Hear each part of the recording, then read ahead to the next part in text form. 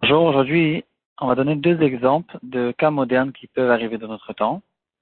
Et on dirait que ces deux cas, ils se ressemblent et quand même, dans la halakha, on voit des différences. Un des deux, il rentre dans le caractéristique de bor et le deuxième, il appartient à esh. Et bien sûr, ça nous donnera une différence dans la halakha entre les deux. Le premier cas, en fait, on a déjà vu qu'au début de la Masechet, tous les nézikines rentrent dans le cadre de 4 sortes de nézikines qui existent. Et dans tous les cas qui vont se passer, il faut essayer de les rentrer en fonction des caractéristiques de chacun, de déterminer qu'est-ce qui s'est passé devant nous. Est-ce qu'on a devant nous un keren, un shen, un regel? Ça, c'est les trois qui rentrent dans le shor. Est-ce qu'on a un bor, on a un esh? Et en fonction de ça, on pourra décider quelle est la halakha. Le premier cas, donc en fait, si on veut maintenant sortir le esh et le bor pour essayer de déterminer qu'est-ce que c'est un esh et qu'est-ce que c'est un bor, déjà dans la première Mishnah, on a vu, la Gemara, elle continue ce raisonnement, elle dit que esh, il y a ce qu'on appelle koach acher moravo. Le feu, il ne peut pas causer de dommages quand il est tout seul. Il a besoin d'avoir le vent qui va déplacer le feu, qui va l'attiser, qui va le faire vivre et qui va causer que le feu pourra maintenant aller à un autre endroit, faire un dommage. Ça, c'est ce qu'on appelle koach acher moravo. J'utilise la force du feu avec la force du vent qui va arriver et j'ai causé de cette manière-là un dommage. Dans le bord, il n'y a pas cette chose-là. Le bord, le caractéristique du bord, c'est qu'il reste sur place et celui qui va être endommagé, c'est lui qui va aller vers l'endommageur. Et donc, quand on a un cas qui arrive devant nous, il faut essayer de savoir qu'est-ce que c'est, qu'est-ce qui se passe. Par exemple, une histoire qui est arrivée dans un immeuble. Il y avait quelqu'un qui faisait pousser des pots de fleurs à sa fenêtre. Et un jour, sont arrivés devant le Beth Din deux voisins. Et le premier, il dit, regarde, ce voisin-là, il habite au 4e étage.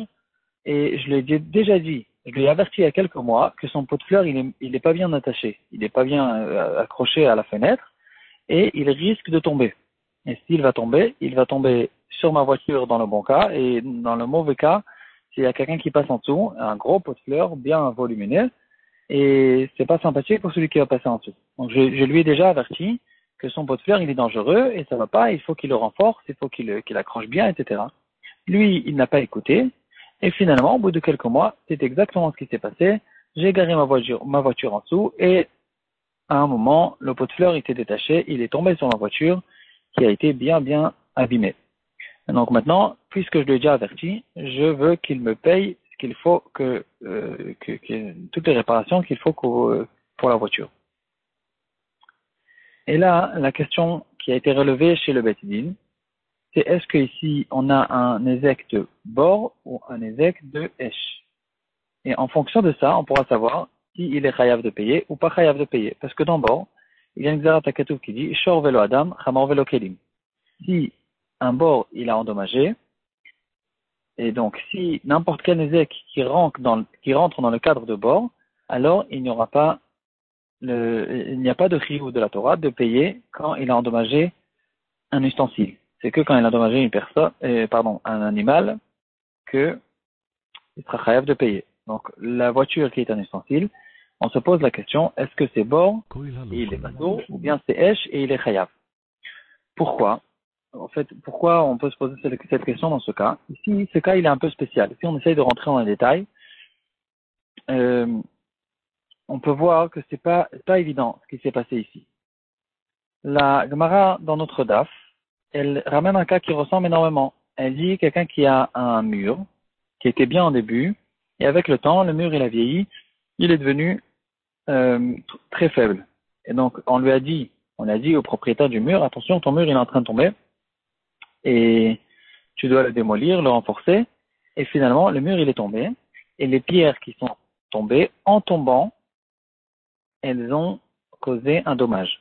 Ici, la Gemara fait la différence entre les pierres qui sont déjà tombées et quelqu'un qui a trébuché plus tard, ça c'est bien sûr que c'est un bord, et qu'est-ce qu'il en est maintenant d'un dommage qui a été causé par les pierres quand elles sont en train de tomber.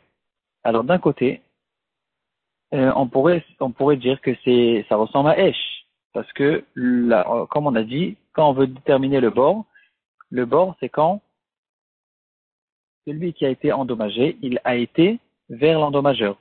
Ici, c'est celui qui a causé le dommage. Le dommage, il est arrivé vers celui qui a été endommagé. Dans le cas du mur qui est en train de tomber.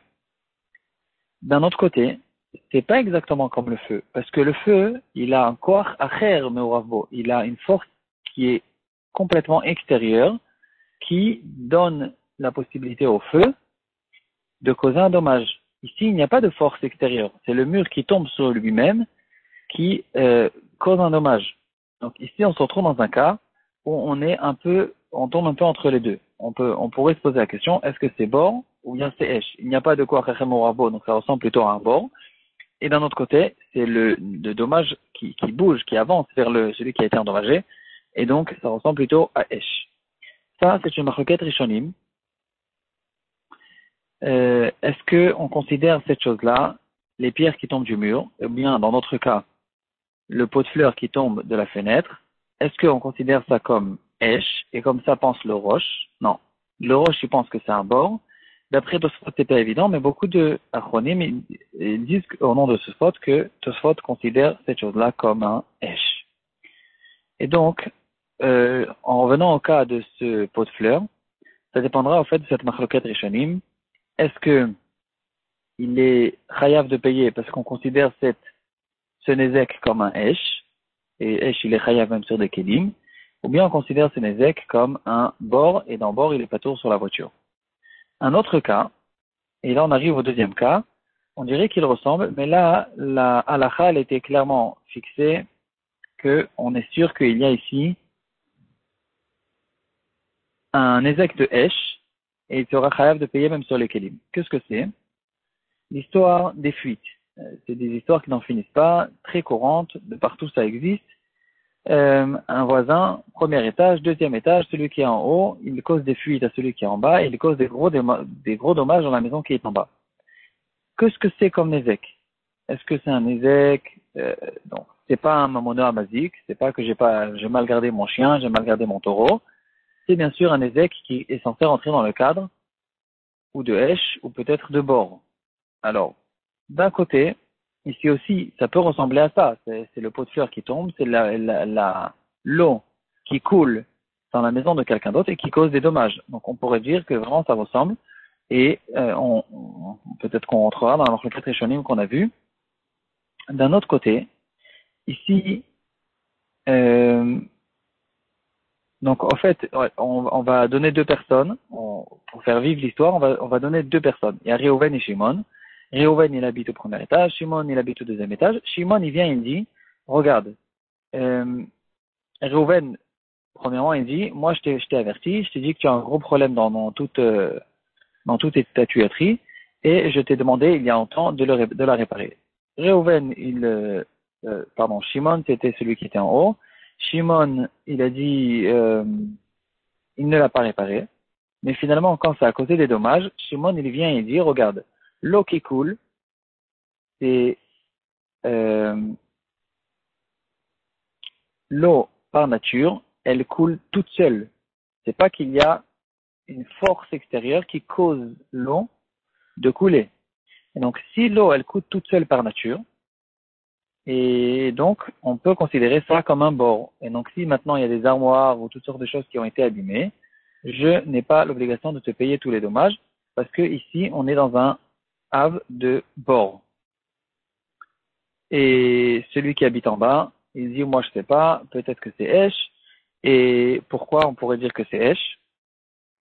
Là, il y a une fara qui a été ramenée dans le poskim, et ils disent que c'est celui qui est en bas qui a raison. Parce que l'eau, dans les temps modernes, elles arrivent dans notre robinet avec beaucoup de force. Il y a beaucoup de choses qui sont ici et qui se mélangent dans tout le processus de l'eau qui arrive jusqu'au robinet. Il y a des pompes, il y a toutes sortes de choses qui fait arriver l'eau jusqu'aux maisons. Et donc ici, on considère qu'il y a ici, oui, un koracher morapo. Et donc il y a d'eau qui coule, c'est considéré comme un mazik de Esh. Et si c'est un mazik de Esh, il devra payer même sur les ustensiles. Juste une petite parenthèse, j'ai peut-être pas suffisamment expliqué. Euh, Quand on dit que le mur qui tombe et qui cause en tombant, qui cause un dommage en tombant, ou bien dans le cas du pot de fleurs qui est tombé, ou de l'eau qui coule, que c'est pas considéré qu'il y a quoi faire moravo. Ici, c'est sûr que ça s'appelle pas qu'il y a quoi faire moravo. On pourrait se poser la question. Pourtant, il a la force de l'attraction terrestre.